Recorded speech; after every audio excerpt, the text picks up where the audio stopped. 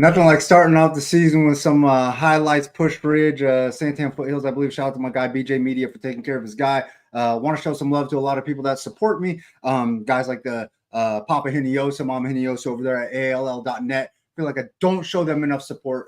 Shout out to my guy Cam Cox. Me and him got that dropping dimes thing going on Mondays, live from the Channel 12 studio. Last night's episode, we had Chimmy Moreno, a Maya Moreno superstar flag football player here in the state of Arizona. So we had to show some love, give her some juice because she is Max Prep's #1 player in the country. So, it's always cool to celebrate these kids when they succeed at the highest level. Also had my guy, Coach Roshman, the director of player personnel recruiting over there at NAU. They got a big game this week coming to Tempe to play the Arizona State Sun Devils. And, we also got to catch up with our guy, Beetlejuice, who's always hooking things up regarding like things that are going on with the kids currently and, at the next level, pros, college, things like that. Last night, we talked a little bit about the boys over there at UW, at Washington, the DeMond Williams, the Raiden Vinesbrights. Those guys are going to start. Those guys are going to do their thing. So, also, before I forget, we do got a guy. I got a special guest coming up. Be patient. Hang out with me for a minute. He's also one of those guys like at the top. So stay tuned. But real quick, I do got to show some love to some of our college guys making moves. I'm gonna do this every week until we figure out how the voting process goes. But our guy, Coben Bourget from South Point, Marana, up for the Werfel Award, which is like a give back thing, how much they do in the community, how much they give back. And, I don't give Coben enough credit, but he was one of the guys that really helped launch my Flight Club 7-on-7 event. Him and his brother Trenton, they wanted to make sure that everything was on point, the rules, safety for the kids, things like that. So he was instrumental in starting the Rising Stars portion of the competition. So we're going to build on that thing. But I got to show some love to my guy, Coben Bourget, all the things that he's doing, juggling, chasing his degree. I think it's like engineering or something. It's a smart guy thing. And also playing football at Arizona State University, winning Big 12 titles, no big deal. So I just want to make sure that I give Coben some juice. We got guys at the next level making a difference. He coaches Tucson Turf and really tries to give back. He also helped orchestrate a few meet and greets, like the one through his NIL partners, Burrito Express, and over there at, I believe it's Texas Roadhouse. So just want to give some love back to some of the kids that are giving all that love out in the community and pushing all those good vibes. Like I said, I have a super special guest, and if you hang out with me for about 10 seconds, I'm going to bring him right on. But it's no secret. He's a doctor, and we're about to get surgical with this thing. Hang out with your boy. I'm going to bring him on before we get to Gridiron and Inside the Number segment, which Gridiron is disappointed in some things, and hopefully it's not 2 weeks of disappointment. Hang out with your guy. 10 seconds. I'm bringing my first guest on.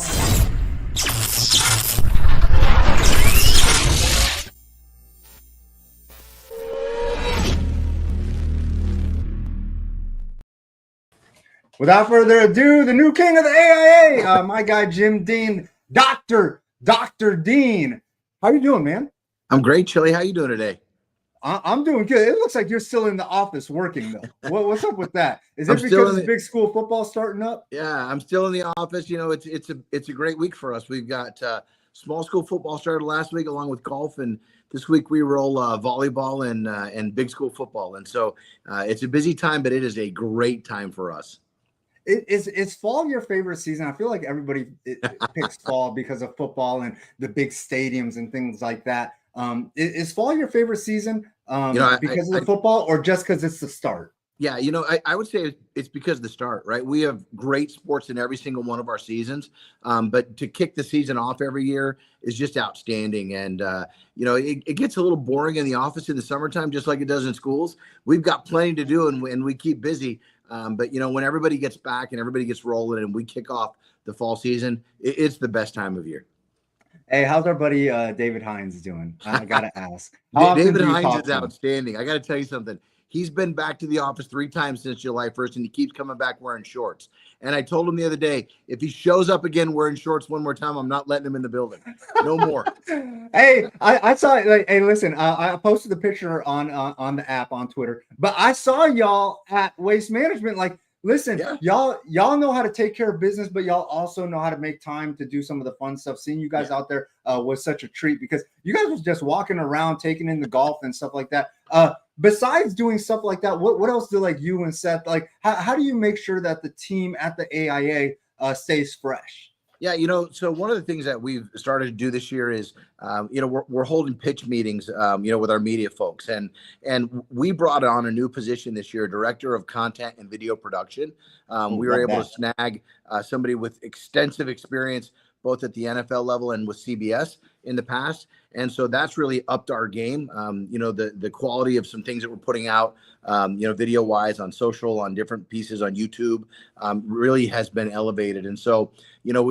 We started the pitch meetings, really emphasizing looking for opportunities to elevate things for athletes. We have a badminton story coming out here shortly on one of the best badminton players in the state. And we're looking to do that in all of our sports, just continue to try to get athletes elevated.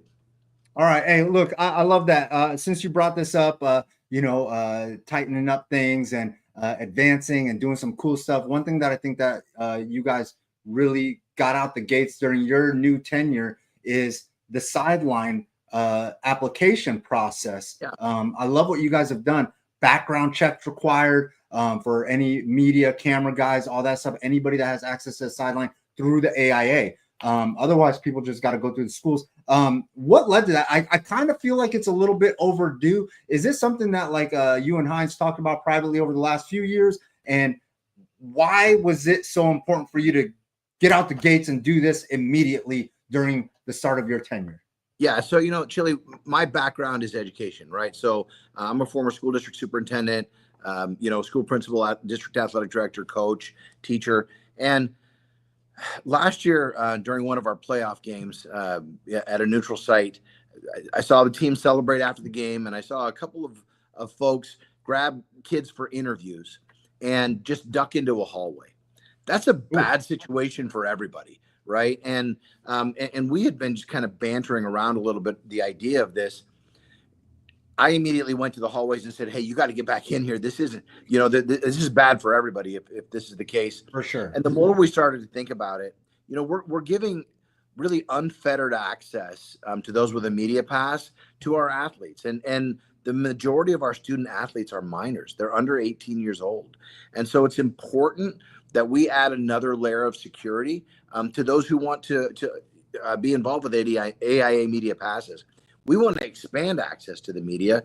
We just want to make sure that we add another layer of security there to protect our athletes a little bit. Now, I want to make this clear. I want to make this clear because everybody thinks like, oh, the AIA, they're taking in all this money, they're getting rich. Now, you do this. This makes more work for guys like you and Seth and everybody else. Yeah. And it doesn't increase what you guys make, right. Salary wise. So like, This is just more work actually for the people at the AIA. Another thing is taking on new sports like flag football, that's like our most recent new sport. Before I get too far into the flag football stuff, I am curious, are you guys looking to include other sports like pickleball, maybe boys 7-on-7? Like, are there discussions to add some of those sports in the near future, and how soon? Yeah, so it's funny that you bring up pickleball. The pickleball guy calls me every week, and we have a conversation about pickleball. We actually are adding boys beach volleyball this year as a sanctioned sport.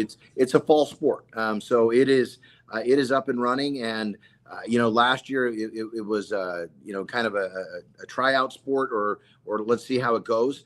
Now it's a full sanctioned sport, and we have tons of schools jumping in, on boys beach. So, the process for adding a new sport really starts with a school and their interest in taking that to their conference. And so, there's several sports that contact us regularly, and we, try to direct them back to a school that may be interested and see where we're going. But yeah, the pickleball guy, he calls me often. Is that on the, is that next, like off the record, on the record, Doc? Do you think that that's what's next is pickleball?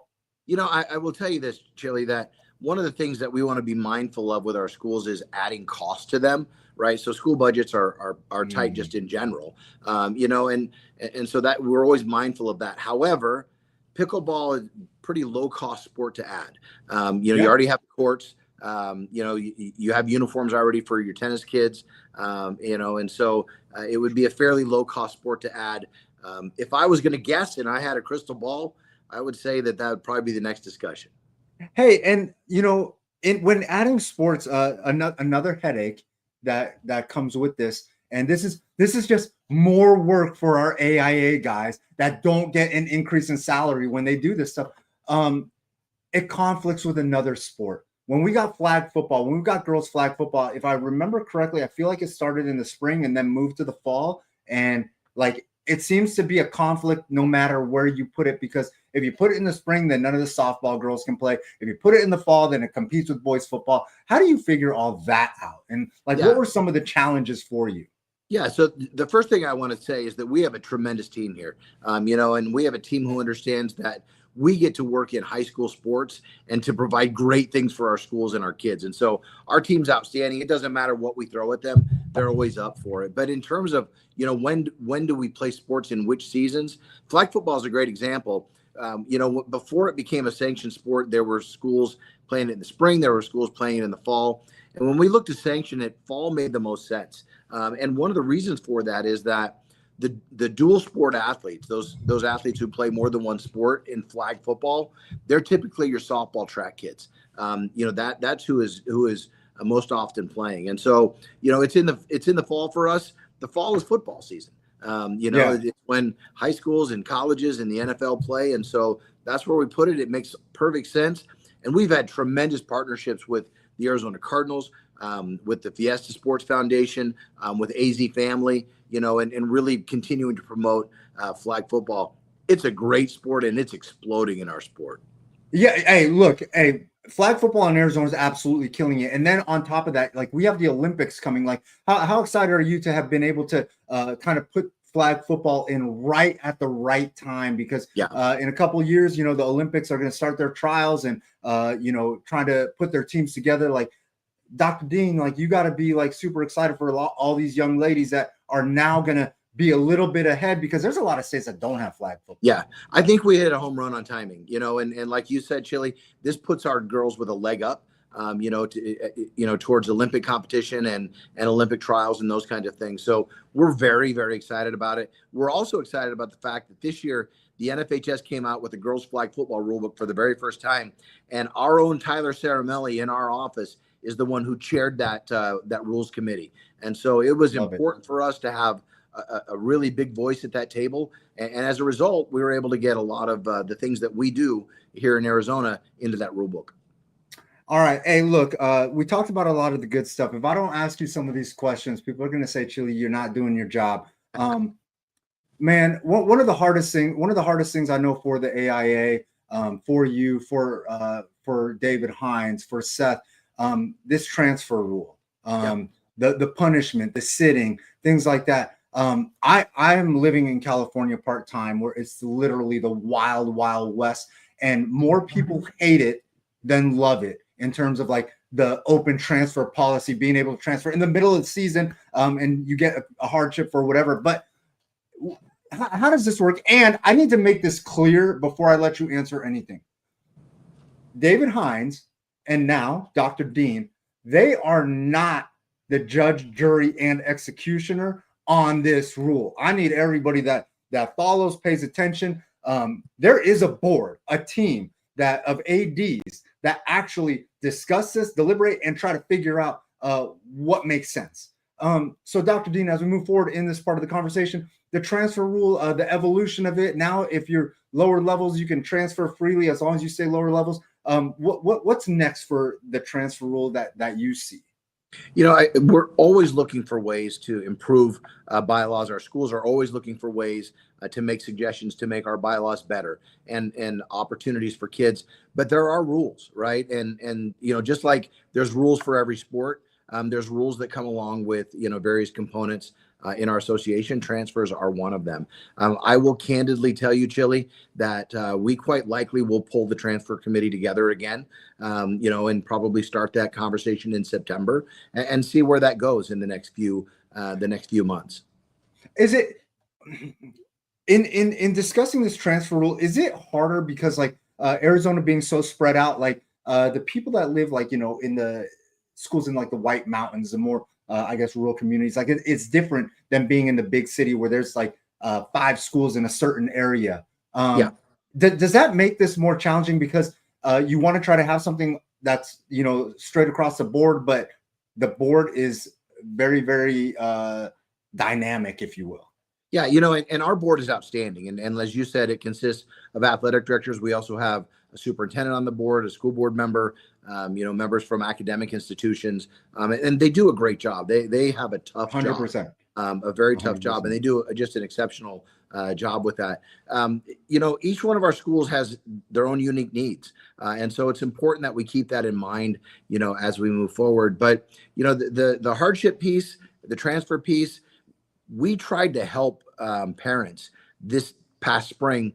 We actually put on our website and a big press release out under our student resource piece. We put out hardship resources that really lay out to parents, hey, if you transfer, here's the documentation that you need in order to be successful with a hardship. So we tried to put that out there. We tried to come up with the common categories that we see, with hardships, whether it be a substantial move within the state, or hey, I'm having issues at my school with, my kid being bullied or whatever the case may be, maybe being harassed by another student, harassed by a staff member. And so we really put that information out as a resource to parents to say, hey, if you're going to transfer and submit for a hardship, here's the components that you need to have in order to be successful, right? Just try to lay that out up front.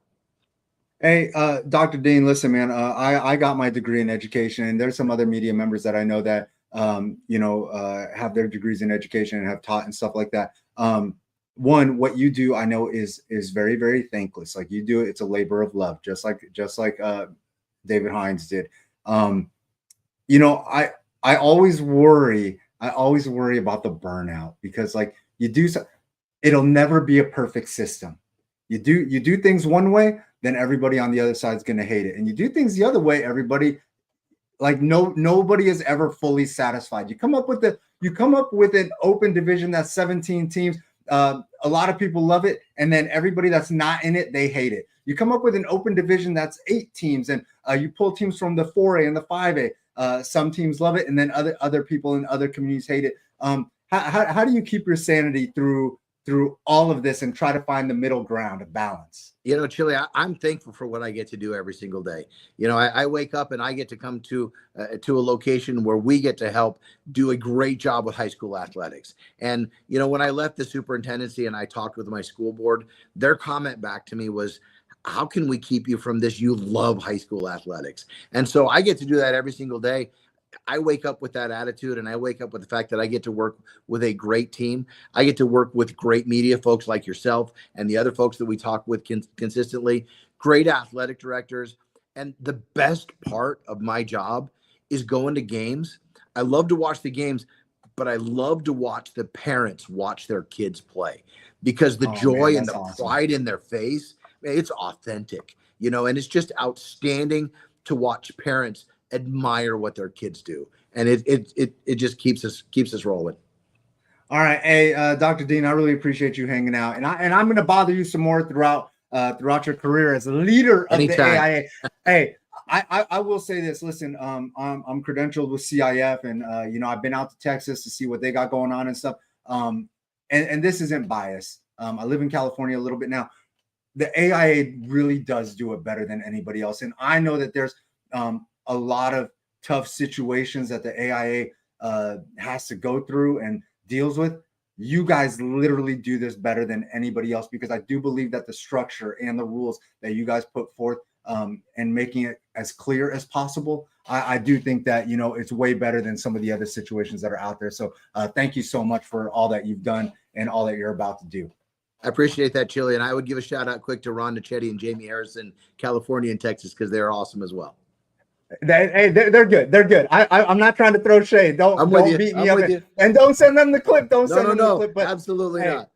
hey, the team at the AIA, I know Seth. I talk to him all the time, and then there's Aaron, who I see at a lot of the games and the championships and stuff. The team's absolutely amazing. I know you got a full staff that we could mention all those people, but Dr. Dean, I really appreciate your time, and I'm gonna catch up with you again, probably closer to the Open division title games and stuff like that. Anytime at all, Chili. You just let me know.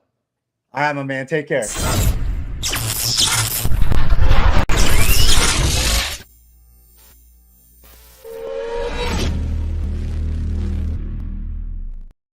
Boom, and then just like that, the handsomest man in high school media, as our guy Eric Newman would say, that would be the head honcho on there, Dr. Dean AIA Executive Director. Big Dean, time. the boss man. Listen. By the way, Maryland now has pickleball as an official high school sport. For real? For real, there's at least that means. There's at least one place that has it now. So that means that we're not far behind. People that didn't get your sport yet, you got to flock to Maryland. Hey, that means that we're not far behind. That means that if Dr. Dean heard that, he's gonna be like, "Hey, Maryland's got it. We're next. We're gonna make sure," because pickleball is gonna be an Olympic sport, and I know Dr. Dean wants to give all the young pickleballers here in the state of Arizona an opportunity. So so there's that. That's gonna be exciting. Listen, we had a rough week. Yeah, we gotta give a shout out to Odyssey Institute. Oh man, we had a rough week. Minotaurs come through with a 25-0 shutout victory of Tonopah Valley. Odyssey 2-8 last season. Forget about that. They are 1-0 this season, and more importantly, they hand a loss to our Spotlight Player of the Week. This is the first time ever.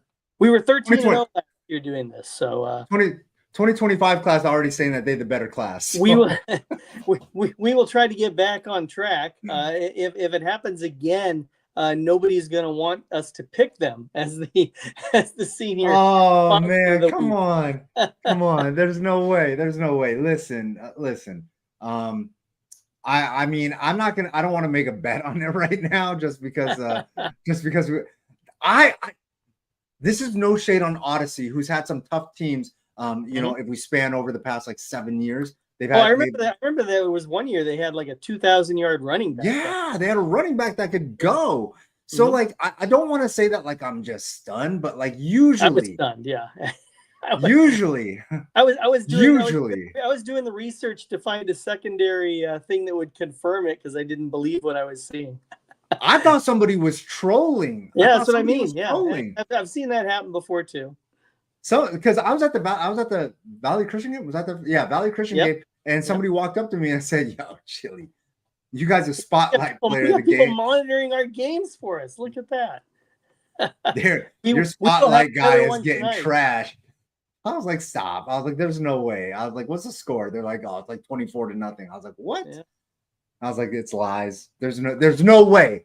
It's not possible, but it is. It happened. I was really sad. Hey, listen. Hey, this week we got something super special, super cool. Yes. We're gonna get right to it. We're gonna get right to this. I got a chance last night on our Dropping Dimes show that I do with Cam Cox now. Yeah. I got a chance to catch up with my guy, Coach Roshman over at NAU. And I did spill this out. We've been on this show too. Yeah. I did. Yeah, we've had. Yes, he's a friend of the program. So, hey, so inside the numbers, we are going to do the alumni edition because your boy Chili is a proud graduate of Arizona State University, and Gridiron, our very own Gridiron, is a proud graduate of Northern Arizona University, the Lumberjacks. Yeah. Devils versus Jacks. We are making a healthy, friendly bet. I am a gentleman, so I am going to give Gridiron the entire spread. Yep. What is that spread? That spread is 28.5 points. Okay. So I start 28.5 points up. Yeah. I start 28.5 points in. Yeah. All right. Listen, look. I want this to be a good game. I do want this to be a good game. If it's a good game, it's all mine. I do want to win this bet though. How many good games are there that are 30-point deficits? I do. Listen, hey, Have you ever gone to a game that was 48-18, and when you left said, "Oh, that was a good game"? Listen, I thought that the 48. I mean, I thought that I thought that there were some pretty like when ALA Queen Creek lost to Hamilton that year in the Open. I thought that was one of the closest blowouts ever. It was definitely within the 28.5, though. I think was it? I thought. I don't remember. That was close for a half. That's right. It was like the 30. Yeah, got out of hand. Yeah. I want to say it was like 14-0. I want to say it was like 14-0, and then it got away from ALA Queen Creek or something like that, if I remember correctly. That was the year that they were in the 4A, I think. That was the year that they were in the 4A. The very first time that they were in the Open, and it was 38-14 for the final within the 28.5 points. So okay. So that was okay. The 2021 ALA team for covering the 28.5 point spread. There were a bunch of I'm sure that there's been a bunch of close blowouts that I could think of that do when Chaparral got blown out in their first Open Division playoff when they had Jack Miller. I believe they had Jack Miller. I believe they played Chandler. I think that was a blowout. That was a way closer game than people like really think. I think that was. I want to say that was like a that was 5 point. That was 56-14. That was that was close. No, that was a close blowout. No. Listen. Jack Miller had to orchestrate some. Look, he couldn't orchestrate more than 2 touchdowns. Look, man, that was a good Chandler team. That that game was a lot closer than the score would indicate. I would argue. I would argue and discuss that. All right, listen, but we are going to get. I don't know why I brought that up, being that Coach Dillingham is a graduate of Chaparral, but he had nothing to do with that one. He did not. He has everything to do with this Saturday. Hey, but what I love about this game is ASU kind of at the top of things right now, obviously coming off their Big 12 championship, and NAU better than they've been in recent memory. They're coming off of a playoff season, a playoff berth, and both teams are ranked respectively in their NAU, FCS, and Arizona State, obviously Power 4, doing their thing. So I like this. I genuinely like this matchup in Tempe, Arizona, at Frank Cush Field, Mountain America Stadium. Obviously, the Sun Devils coached by. That's not true. Oh, stop! Don't start that. Wow, wow. Okay. Okay. That's all right. In all seriousness, he needs this for the payout. That's why the FCS schedules these games and why people like me don't want to see them go away is because it helps fund these FCS programs. This is true. Are you saying, man? Wow. Okay. Well, I mean, the way things are going with the playoff, and now with the SEC having to play a 9th conference game, if they get to more of a structured scheduling, you could see these games go away. I think you saying that ASU is afraid to go to the Dome is a shot at Coach. You were setting it up. It's a shot at Coach Dillingham for being 1-1 in domes last year. So there was. No. So you're saying it's a 50-50 shot? You're saying NAU's got a 50-50 shot if we go to Flagstaff? So you think you think it's a 50-50 shot if we play this game in Flagstaff? Okay, I got it. Oh, no, okay. Of course not. All right, no. listen. Okay, let's get through. Maybe it would be 23.5. I don't know. Let's get through this real quick. Coach Dillingham, the leader of Arizona State, got some great coaches over there. Yep. We're not going to get into all them. We want to run through this a little bit. Players to watch, obviously, in this game. Heisman Trophy guy, Sam Levitt. Jordan Tyson going to be a Blitnikoff winner at the end of the season. Shaman Mateer, super talented tight end. This defensive line, CJ Fight leads it. Linebacker Keyshawn Elliott. Bunch of DBs over here that are super special. Xavier Alford. Miles Ghost Rouser, Keith Abney, super talented corner. X factor over here, I think, is a defensive lineman Clayton Smith, because I think that people think that pass rushing is a weakness for the Sun Devils. So as we move to the NAU Lumberjacks, some guys that I want to talk about, head coach Brian Wright and a super talented group of coaches that he's brought on, some of them from Pittsburgh State, where he was previously, and some of my favorite guys over there, man, Coach Larson, Coach Cheatwood. Those are some great guys, do a great job up there. And they're led by quarterback Ty Pennington, who could be a dark horse to win the FCS Heisman Award. I don't know what it's called, but he could really do his thing. They had a pair of running back. The Walter Payton Award, I believe. Oh, is that what it is? Okay, the Walter Payton played at a small school, yeah. Hey, so look, man. Hey, speaking of Walter Payton, they got a pair of running backs over there, Seth Cromwell, and if you're familiar with this name, there's a reason why. Darvon Hubbard, who played at Chaparral and I believe Willow Canyon. They got some wide receivers that are ballers.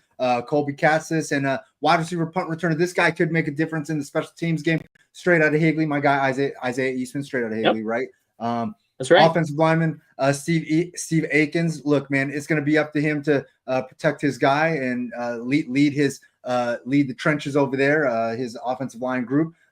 Defensive lineman Micah Carrion. If he can get some pressure on Levitt, he could really make this thing happen. Linebacker Ammon Allen. If you guys are wondering why that name sounds familiar, it's because my man was an absolute killer over at Highland. A lot of us loved him to death. Alex Simpson, Cody Cameron. We all absolutely loved Ammon Allen. Two-way player in high school over at Highland. And he was a P4 guy, started his career at Arizona and then made his way to NAU. Another linebacker, Brandon Wong's an absolute dog. Defensive back, Mikhail Greer. The X factor over there, I think, is going to be their punter, Ben Diakila. I think that's how it's pronounced. Listen, this guy, if he can get his punts right and make sure long that fields. Yes. Then I think that, good hang time, things like that, distance, all that stuff. Not going to be as good as if they were in Flagstaff because he loses the altitude. Gridiron might win himself a free lunch. So let's see how this works out. I'll let you go inside the numbers briefly on this game. Gridiron, let's talk about this. Here we got ASU versus NAU. ASU number 11 in the country, coming off an 11-3 campaign and a Big 12 championship. Obviously, a potent offense with quarterback Sam Levitt and wide receiver Jordan Tyson back. Running back Kanye Udo, he's expected to carry the load in the backfield. Came over from Army. The Sun Devils were undefeated at home last year, so they defended well at the stadium there. NAU number 18 in the FCS rankings, coming off an 8-5 record, 6-2 in the Big Sky, and a playoff berth. Head coach Brian Wright came over from Pittsburgh State, where he was 33-8 as a head coach for that Division II program. Obviously, in this game, they need to control the clock with a disciplined running attack. Lots of JUCO transfers are in their secondary, so it'll be interesting to see how they do covering Tyson. Expectations are high, though. Big picture after what the Lumberjacks accomplished last season. It was one of those nobody expected it type of things. The quarterback, Ty Pennington's back. I was the Big Sky newcomer of the year last season. He came over from Pittsburgh State as well. And then defensive coordinator Adam Clark is a great motivator. Hey, man, listen, I love what NAU's doing. And, when I said this originally last week, I didn't think that the spread was going to be 28.5. I don't know. I honestly listen. ASU was, didn't you? It's not that I forgot how good ASU was, but I just think that Coach Wright is going to have his kids motivated, and I think that he's got a game plan. Not that Coach Dillingham doesn't, but I just last time they played was 3 years ago, obviously in Tempe, not with Coach Wright. It was 40-3 Sun Devils.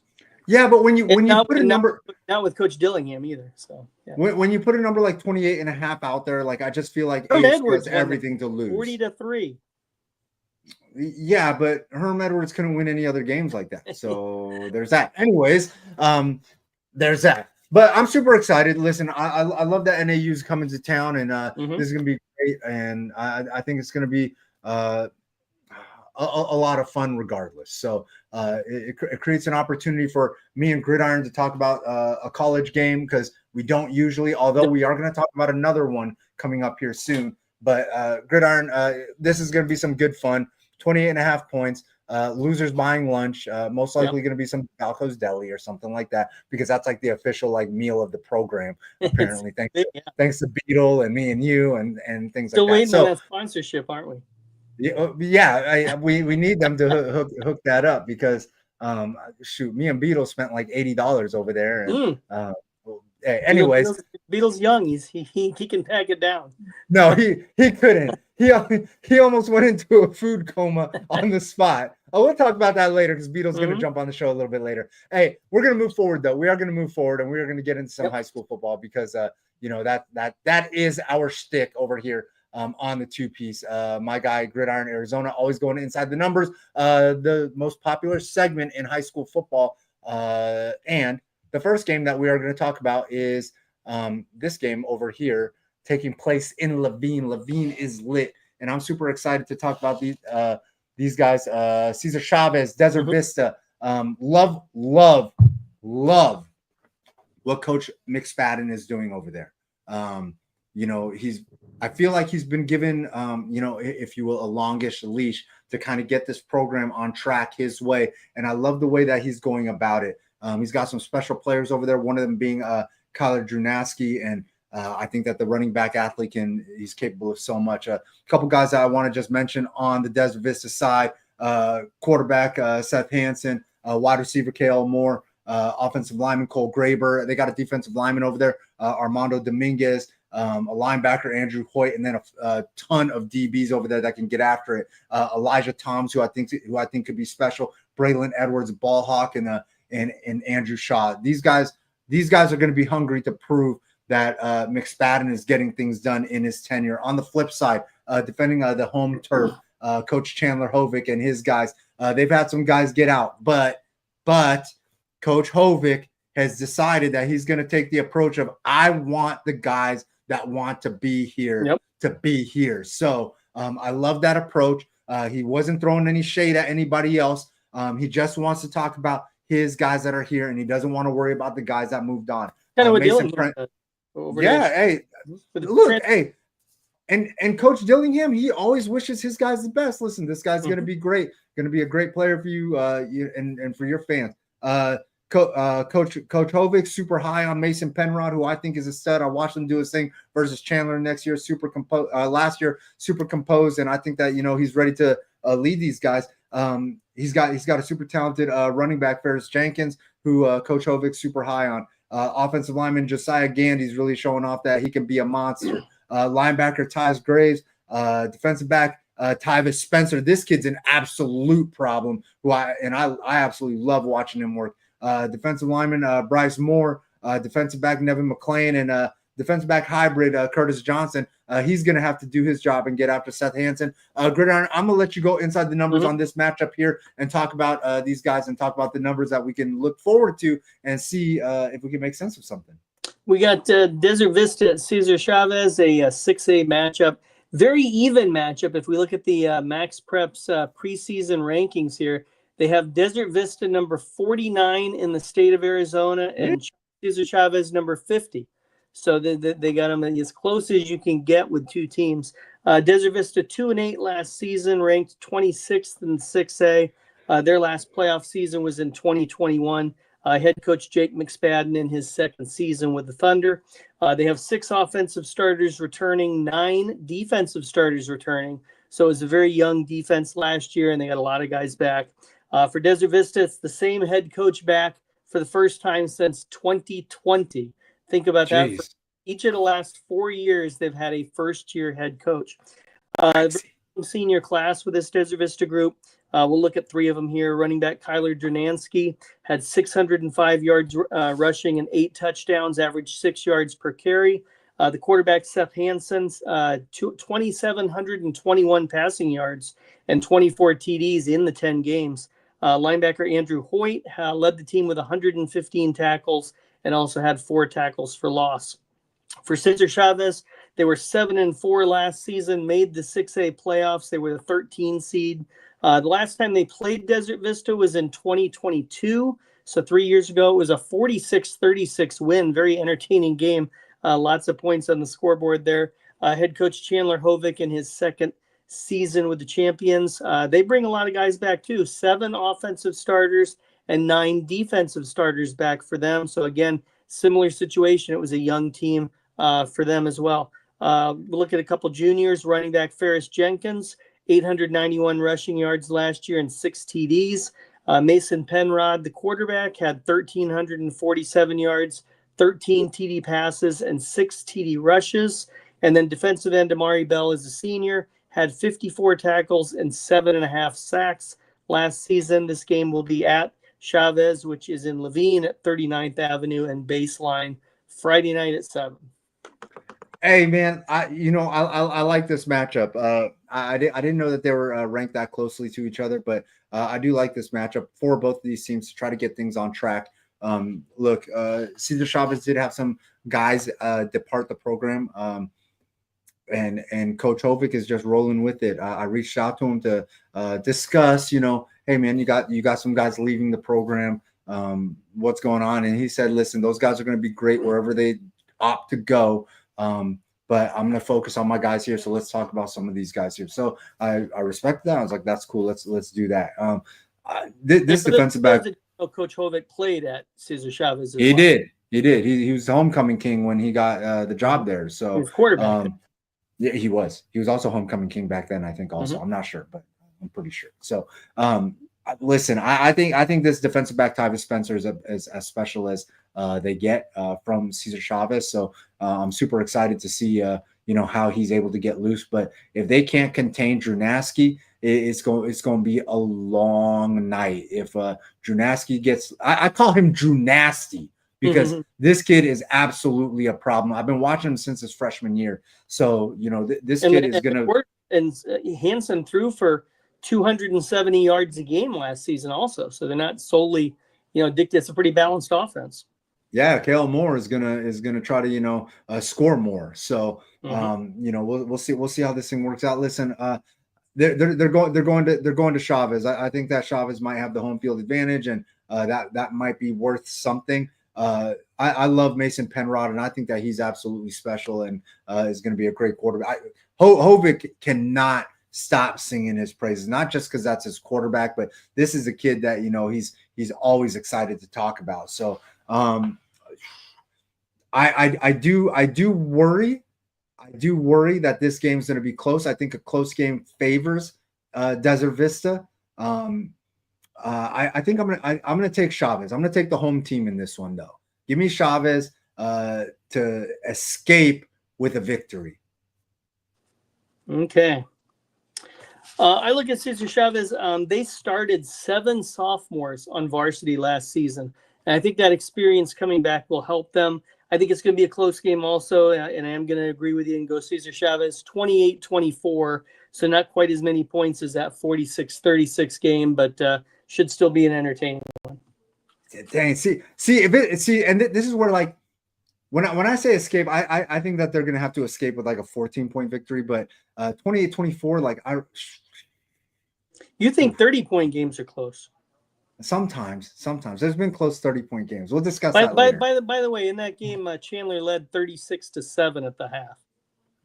See, that's a close game. Not close. Not close. The clock's not even running yet. It was not a good game. Gridiron, the clock's not even running yet. Until you put the clock on a treadmill, the game. It's very close to running because it's now 35 points instead of 42. I noticed that last season.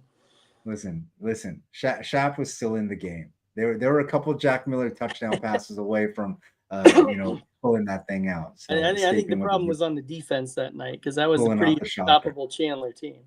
Well, Jack Miller liked to challenge himself. He had that Kobe Bryant syndrome where he would let the other team get their confidence up and give up some touchdowns. Tell his guys like, hey, let me see if I can bring us back from 14 or 21 or 35 or whatever. Yeah, that was the.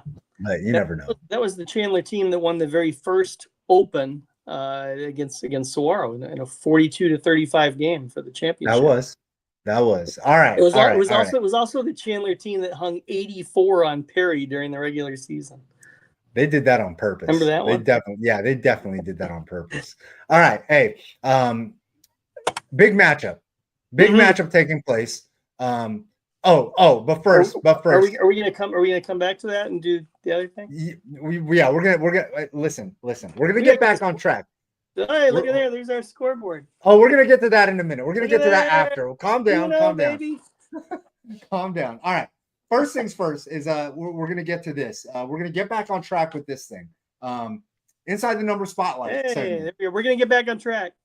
We are going to get back on track. Our guy, Tate Reynolds, an absolute monster, committed to Clemson. Queen Creek's own QB1, been a dog since day one. Gridiron, I'm going to let you go ahead and take it away. Inside the numbers, spotlight on our very own super talented Elite 11 quarterback, Tate Reynolds. Yep, Tate Reynolds from Queen Creek, as you can see there, Clemson commit, 6'2", 220. He committed to Clemson in July of 2024, so a little over a year ago. After his sophomore year, there's been no flips, no decommits or anything like that. And I heard a recent interview with him at the Fiesta Bowl thing, where he's solid with Clemson, and obviously he'll make it official come December. Quarterback had 29 offers. Multi-sport athlete in baseball last season, batted .373, had 8 home runs, plays outfield. Of course, in the year before that, in his sophomore year, he had the game-winning hit that during our show that won them state championship. That was great. In football last season, had 2,238 passing yards, 22 touchdowns, just 5 interceptions, and then he rushed for 1,426 yards and 19 touchdowns. So he was getting over 100 yards a game because Queen Creek did play 13 games last season. He has 38 career rushing touchdowns. The 6A record is 60, which is held by Taron Morrison from Desert Ridge. You would expect that would be a record held by a running back, but he did have 19 last season. If Tate can get 23 rushing touchdowns this year, he'll be the 6A 6A career holder of touchdowns scored rushing in a season. Queen Creek went 10-3 last season, made the 6A semis. I got to see him against Centennial in that game, even though it was a loss. He was 13 of 21 for 218 yards, 2 TDs. He had 70 rushing yards and a touchdown. It was a good game. It was a 37-32 game. This Friday, Queen Creek goes on the road. They made a cool little video I saw yesterday where they're little Viva Las Vegas going on with Elvis Presley singing, and the guys are getting rounded up and picking up their teammates, getting ready for the road trip. And Queen Creek will be playing Mojave, Nevada. Mojave was 12-1 last season, won the 4A Nevada title, but they have started this season 0-1. Mojave last week had 4 rushing touchdowns, but they gave up 4 passing touchdowns in a 34-28 loss to Foothills. So maybe something will be there a little bit more in the passing game, and Tate can get going with getting some TD passes going against this team that they gave up 4 of them last week. Well, they're about to give up 4 passing touchdowns and 4 rushing touchdowns to Tate. Listen, I think Tate Reynolds might be. I don't know if this has ever been done, but for a quarterback, but a 60-50 guy. He's going to throw 60 touchdown passes in his career and probably rush for 50 in his career. This kid is so amazing and one of the best young humans out there. And listen, I could say that about a lot of our superstars that we got, but I remember seeing Tate last year after the Centennial game, and we were trying to knock out an interview, and and he very politely, he was like, "Hey, Chili," he's like, "We'll knock this interview out whenever you want, I promise. But I need to say what's up to some of these kids over here, some of these young people." And I told him by all means, do your John Cena thing, do your give back thing. It was a home game. It was a home game, and he showed love and signed every autograph, took every picture, gave every hug to every kid that wanted to come up to him. And the kid is such a special human. So I just want to show him some love, and I can't wait to watch how his career unfolds. I think that Coach Sherman has done an amazing job, harnessing the talent and letting him loose and letting Tate be Tate. So because I know that there's a lot of coaches out there that would probably try to force him to be a thrower or whatever. Listen, also me and Blair and Gulo talked about Tate numerous times. we think that his football comp is Lamar Jackson, but his baseball comp is Mike Trout. So like Tate's gonna be okay in the future, I think. And you know what? I know I got Beetlejuice coming on for his segment in a little bit. I'm gonna ask him how he feels about those comps because at the next level, I think that those comps are absolutely insane. Lamar Jackson, Heisman Trophy guy, and Mike Trout, like a baseball MVP. So like greatest baseball player in the world. So there's that. But Tate Reynolds more playoff victories than Mike Trout. Hey, Tate Reynolds about to put us back on track and get us one and one. And I did mention the 38. I mentioned the 38 rushing touchdowns. He has 36 career TD passes. So he is on the road to, if he gets 24, that would be 60 TD passes, and then need 22 rushing touchdowns to get 60-50 there. So he's an absolute monster. We're gonna monitor that chase a little bit, but he's an absolute monster, and love him to death. I think that he's so special. Such a great human. Anyways, we are going to move on inside the number segment. We got to break down one more game before I let Gridiron boast a little bit. And I'm super excited because this is a huge game. This is actually a huge game. It's going to be very, very telling. It was very, very telling last year when they got this one out the gates. Marana at Sal Point. It's at Sal Point, I believe, right? It's correct. Yes.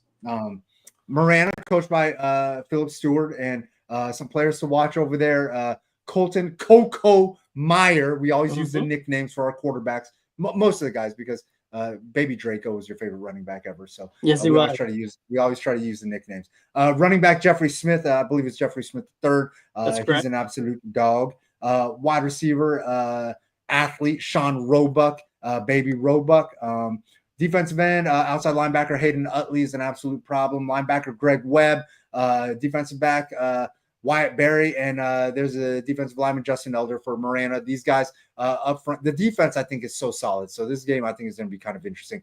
On the flip side, the big school, the quote-unquote big school, Sal Point. It's tough for me to say the Catholic school. It's probably smaller than Marana, right? Right. That's what I'm saying. It's tough for me to say. They're the 6A school. You're right.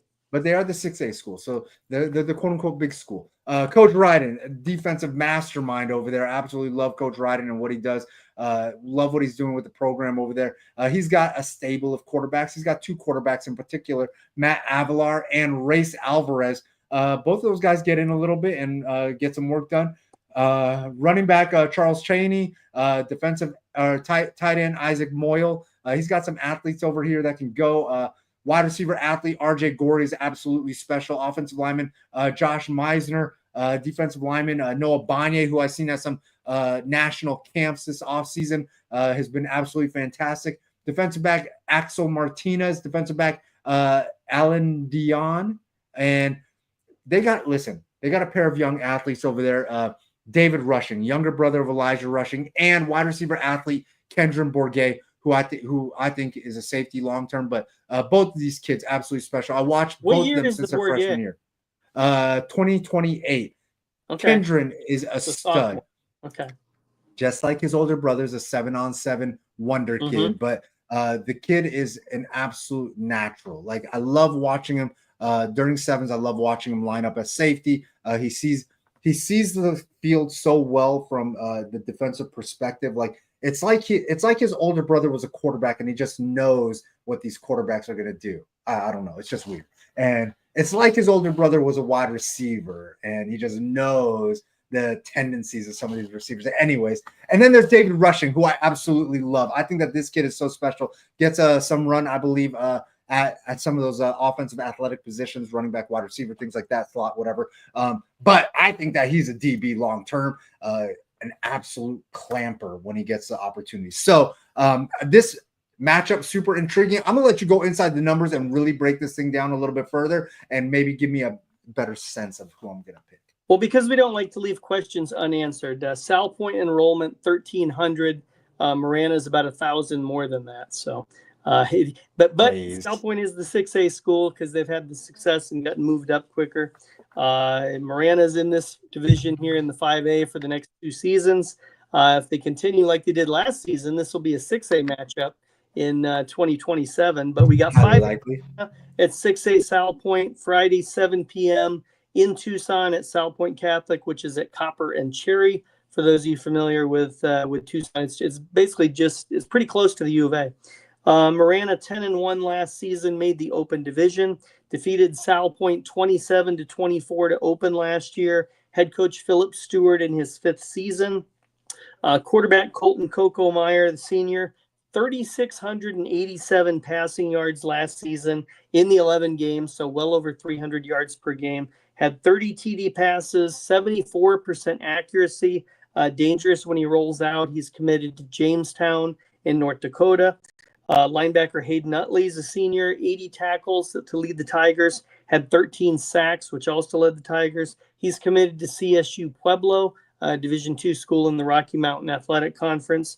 Then you have running back Jeffrey Smith III. He's a sophomore, had a huge freshman year, 666 rushing yards, 15 touchdowns, and then he also caught 223 receiving yards and a touchdown there. So almost 900 yards of total offense as a freshman, playing in the 5A level there. And then wide receiver Sean Roebuck is a junior, had 38 catches, 613 yards, and 3 touchdowns.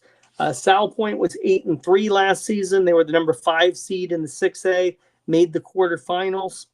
That game we mentioned where Marana won 27-24. Sal Point led that game 24-9 late in the 3rd quarter. So the 10-0 Marana season was almost derailed in week 1. And Marana had that comeback win that they scored, I think, in the final minute to win it. And then obviously, ran it through the rest of the regular season. Sal Point's head coach is Pat Ryden. He's in his 2nd season for Sal Point. And then you got, this is the 75th anniversary for Sal Point Catholic. It opened in 1950. 6 offensive starters returned for the Lancers and 5 on defense. Offensive lineman Josh Meisner is a senior, 6'3", 270, has a 4.0 GPA. On the other side of the line, Noah Bonney, you mentioned him, the senior, 41 tackles, 3.5 sacks, and a tough guy to contain at 6', 290. Wide receiver RJ Gorey is a junior, had 43 catches, 513 yards, and 5 touchdowns. Last season, Sal Point played 2 different quarterbacks, and they both returned. Man, hey, I'm not sure how this is going to work out. One thing I will say is if it's a close game, Marana's going to win. I'm going to let you. I'm going to let you pick. I'm going to let you pick this. I'm going to let you pick first. Okay. So this is the game that determines who runs Southern Arizona football. And which hold on. I'm glad that you said that. Hold on 1 second. I'm glad that you said that because when I was out at ASU, I ran into some of the Marana faithful out there, and I'm not talking about the Bourget brothers or whatever. I ran into some of the Marana folks, and they told me, Chili, it's all good. You don't need South Point in your 7th tournament. We'll represent Tucson and carry the flag. It is all good. You don't need them. Don't invite them. I was like, okay, I can't do that. I love Coach. There were some other schools from Tucson at the event. So.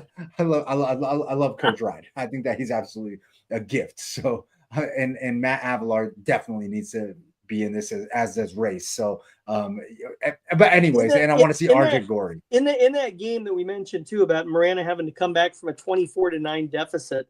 The Tigers threw the ball 54 times in that game.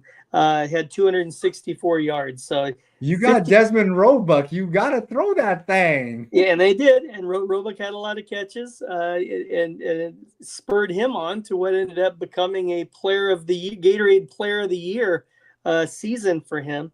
I'm going to go with some points in this game. I think it's going to be a high scoring game. I think it's going to be close. I'm going to go with Marana here and go 34-30. 34-30. Okay. I like that. Close game. Like I said, that favors Marana. Marana will absolutely win if it's a close game.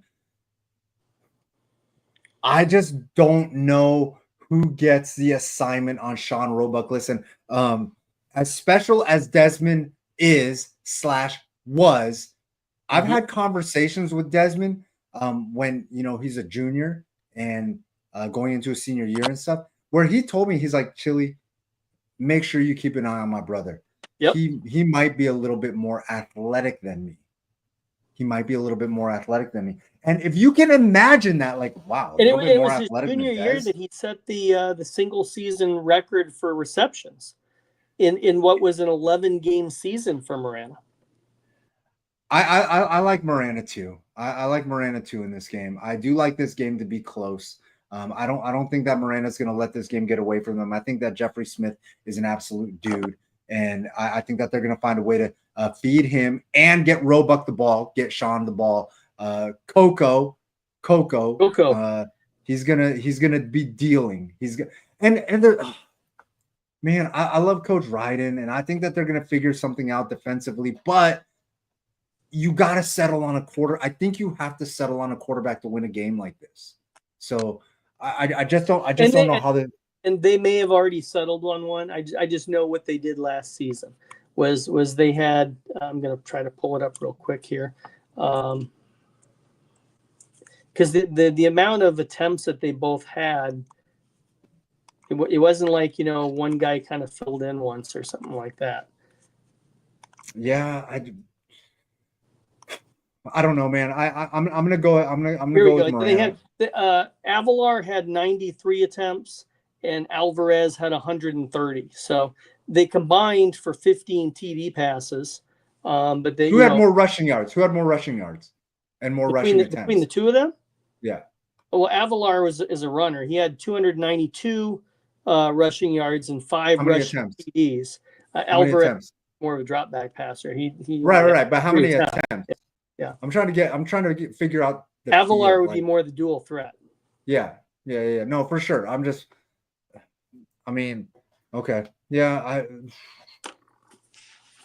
Listen. Coach Ryden knows more football than I do. I'm not gonna say he doesn't. I love him as a defensive mastermind, and maybe he's got something up his sleeve because I'm over here mentioning Jeff Smith and Sean Roebuck and stuff. And those Miranda guys told you that they would represent. They'd hold it down, right? Well, they better because I'm trying to keep pace with my guy Gridiron, who, by the way, go ahead and put up. The good news is you're not going to lose any ground on this if Sal Point does win. We just both lose face. Yeah. I didn't realize we were going to do this now. That's why I snuck it in there. There we go. We got the 2-0 versus the 1-1, and you were there for what became the loss there with Sabino falling in that game to Valley Christian. Which is crazy. 18-14, yeah. Which is crazy because I did say if that game was close, Sabino was going to win, and that game was close, and Sabino was close the whole game. Yeah, no, for sure. Yeah. Oh, super disappointed. My guy Adam Beadle is out there. Speaking of Adam Beadle, I'm going to bring him on in a second. Gridiron, and he'll talk about it when they get to the Seatown Rivals, because Adam's doing that now too. Yeah, he's taking over. He's adding to his list of multiple things that he does. Yeah, he's like in the space like every he was on day, again Monday. with you at camp, right? Last night? Every week. I'm gonna keep him on every week. Monday, Tuesday, Wednesday. Thursday he's at a game. Friday he's at a game. Saturday he's at ASU. I work 1 day a week. That's what I do. Sheesh, man. I'm trying to have your schedule for sure. Like I'm definitely trying to have your schedule. All right, listen. Gridiron, we broke down ASU and AU. We broke down Desert Vista, Chavez. We broke down Morena, South Point, and we even spotlighted Tate Reynolds, who's going to come back and bring our spotlight team back. Represent AZ, going to represent the senior spotlight this week. Yeah, 8 touchdowns. So, listen, I'm super excited, and look, I'm going to catch up with you next week, and we are going to break down 2 more games, and we're going to figure out like what our records are. Hopefully, I don't want to say hopefully I'm 3-1 and you're 4-0, but hope so. Yeah. No, do you? Because like that means that you hope, like. I'm rooting for you to go. I'm rooting for Chile to go 2-0 this week. Oh man, it's a long season. You don't have to make it all up in 1 week.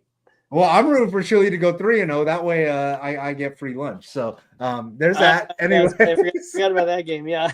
All right, hey, Gridiron, I'm gonna catch up with you next week. Men lie, women lie, numbers don't. Gridiron always been holding down the community. The manual scoreboard officially coming back this Friday, and I can't wait. Yeah. That thing is back. So do I have it right here? Hold on. Hold on. Oh, he's got it. He's got it. It's coming up. Yeah. It's already prepped. It's already prepped on a Tuesday. Already prepped. You can't wait till the end to do this. I have to figure out which notebook. Oh, it's behind my rankings. Hold on, it's right here. Teaching Adam Beetle the way. Give me back. Hey, we're there. All right. There. Yeah, there you go. Love it. All right. Hey, Gridiron, repping with the NAU hat. I didn't even notice that until you didn't even notice it. Sheesh. All right. That's gonna be ASU's excuse when they don't win 29 points. They didn't notice that NAU was there. Oh wow! What the heck? That's all right. Listen, Beetle will be on your side. He's gonna say ASU. He better. He goes to his money goes to ASU, so he better be on my side. Anyways, well, he can't really because he's a working member of the press, so like he can't really pick us. He can. He can't tell you that he hopes they win by 50. That doesn't work. All right. Anyways, catch up with you next week. All right. And hopefully DeFalco's on you. Yeah. Gang.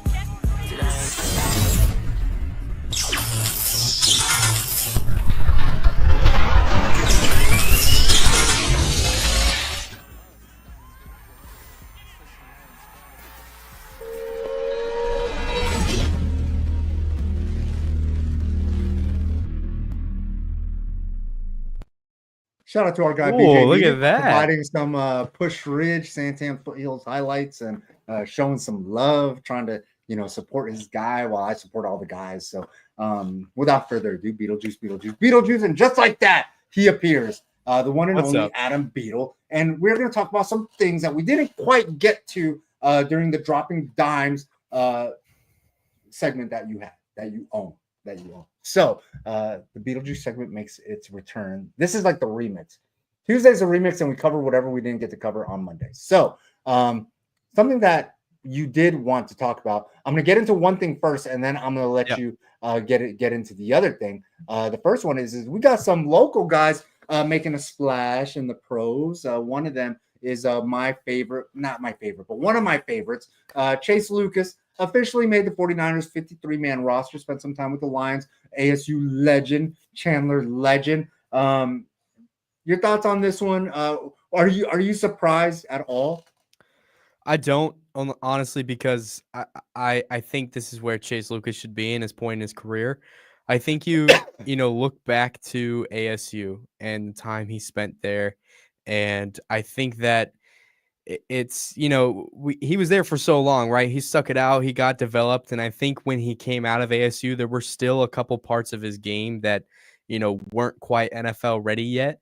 And I think the time he spent on practice squad rosters, the times he spent in different training camps, and really the Lions organization too, that really worked on him from a defensive standpoint. I think this is more than deserved. And exactly where I would, if you would have asked me, now, if you would have asked me maybe 6 years ago that Chase Lucas would be on NFL roster was with as many former ASU/Arizona guys that are on this roster, I would have been shocked. But for him to be at this position where he is today, I think it's awesome. Hey, he should feel right at home. He's got Brock Purdy there, right? He's got Ricky Pearsall there, Jacob Cowing. Did Chase face Brock when he was in high school? He had to have, right?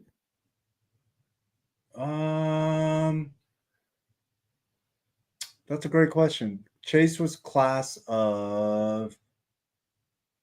This is before my time, so no, I don't think so because Chase never played with Jacob Conover. Conover was Conover played freshman, maybe because it went Bryce Perkins, it went Mason Moran, and then it went Jacob Conover for 3 years. And I think that Mason's senior year, were Mason and Chase the same year? I don't think he played with. I don't think so. You don't think they've ever faced each other? I'm gonna say no right now because you could ask Ralph and Brett; they would know way better than me. But I'm gonna say no for now because I don't think that Chase ever played with I don't think that Chase ever played with Jacob Conover, and Conover and Purdy went head to head twice in the championship. Mm-hmm. It's possible that Chase's senior year, and that would have been when Brock Purdy was splitting time with somebody else, Tomaszewski or something like that. I can't I have remember no that kid's clue. name, but he Brock Purdy was splitting time with another quarterback, and it was absolutely crazy. Yeah. I thought Brock was the guy back then, but Preston Jones is an absolute dog of a coach, and he's able to juggle that. But anyways, getting back to the point, Chase Lucas makes the Niners, and should feel right at home because he's got all his Arizona buddies there with him, holding him down. So absolutely love this for him moving forward. The one that you did really want to talk about and get into that I think a lot of us were kind of curious about. There was a quarterback battle between two Arizona guys, two drafted Arizona guys. Spoiler alert, it was in New Orleans. Spencer Rattler and Tyler Shuck. Your thoughts on this one? Yeah, I just think with the position that the Saints are in at the moment, and just what they had already have coming over from last season, I think that Spencer is the right guy for the job. And one, because he's a veteran, and I think people tend to overlook that ever since Spencer left Oklahoma and during his time at South Carolina and even into his first year in the NFL last year, I think that his football IQ has just taken a whole nother level in the last couple of years. Agreed. Continue to get smarter. I saw something that I read something that most of his passes in the preseason were more short, consistent, higher percentage passes.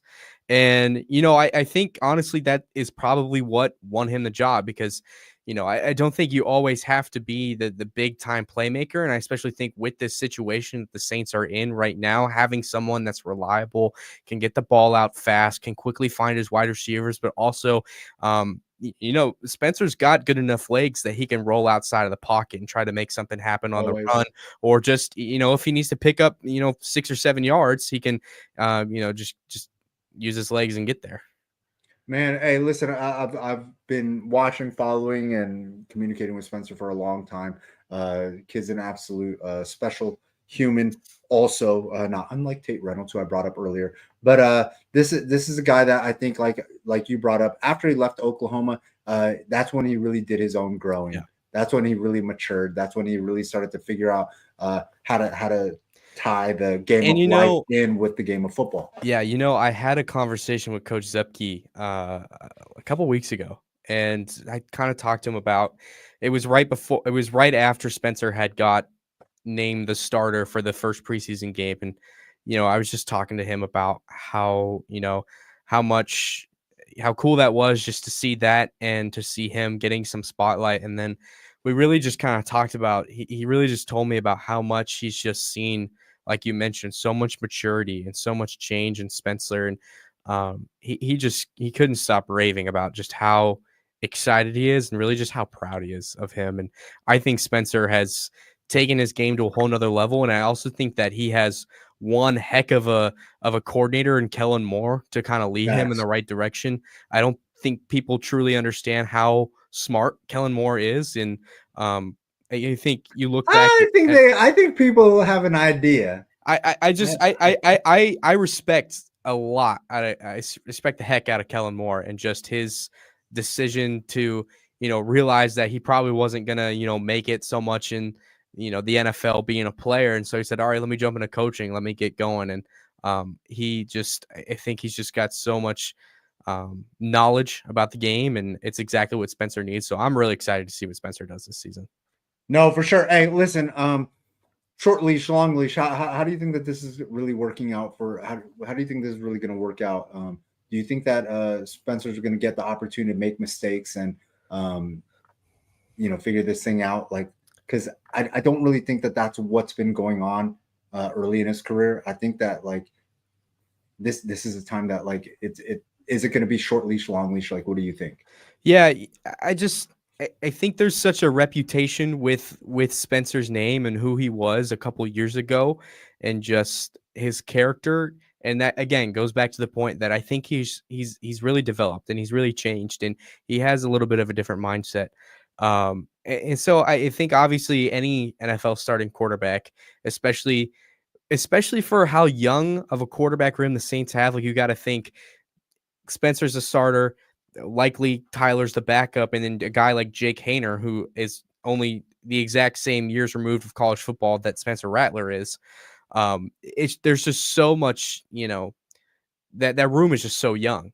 So Right. it's really like you kind of really, in my eyes, you don't really have a choice to not let them make some mistakes. You get what I'm Okay. saying? Yeah. Because that's really all you got, and you got to learn. And it's kind of obviously I don't think the Saints are going to have a big time year, and I think everybody kind of sees that it's not going to be a monstrous year for New Orleans.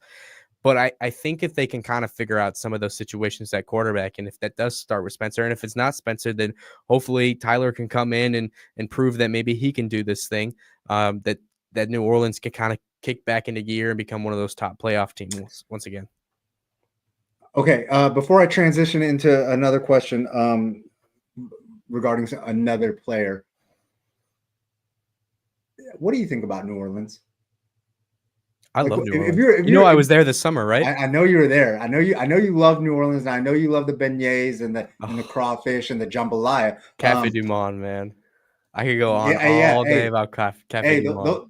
Those are 3 dubs right there. The jambalaya, the beignets, and the crawfish. But do you think that the Saints will get more than 3 wins this year? Like, I don't know how honestly, well the Saints are built. I gotta pull up their schedule because I, being completely honest, I worry about that. I don't follow professional football as much as I should, just because I'm so consumed by college and high school.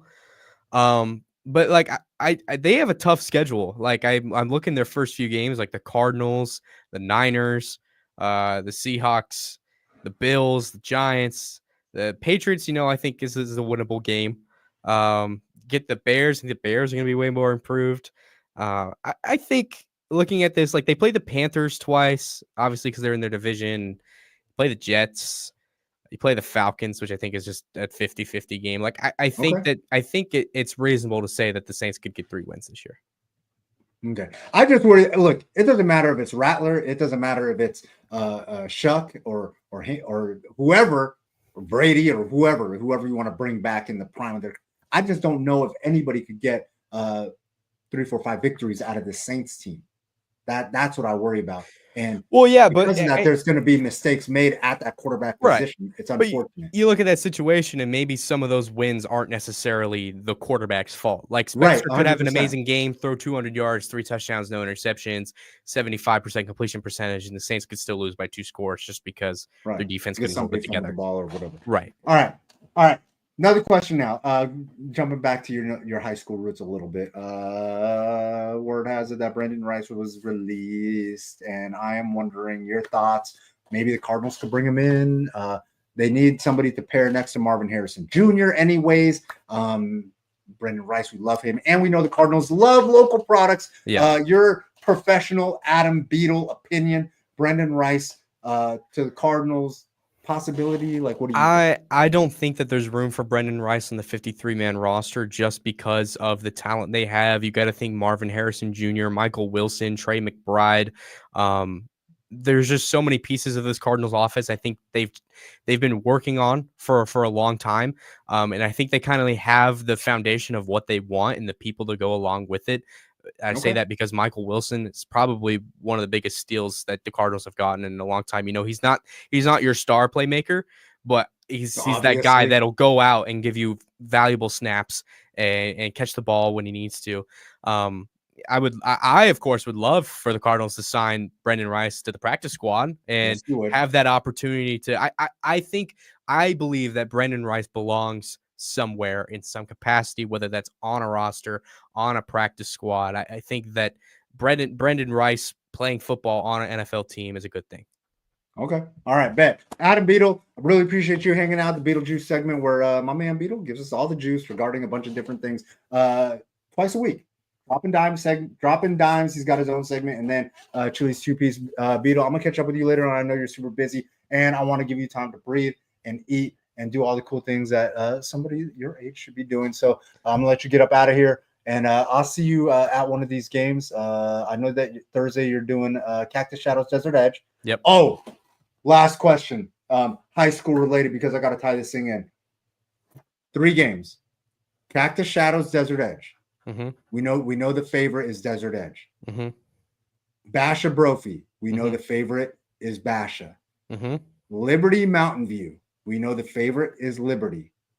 One team is going to pull off the upset. Which one is it going to be? I see. If One team like I is going said to pull off the yesterday. upset, who is it going to be? You only get to pick one.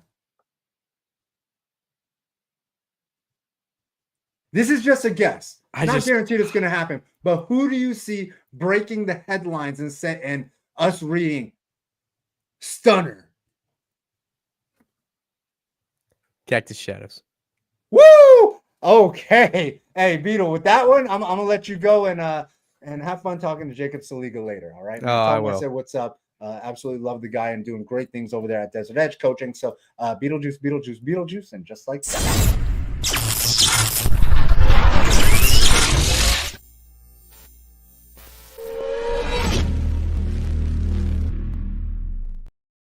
Now, high school football officially back last week, but now it's back because we got the big schools, getting in on the action with their week 1. Shout out to my guy Gridiron, appreciate him hanging out. Dr. Dean, appreciate him jumping on the show, and the one and only Adam Beetle, the future of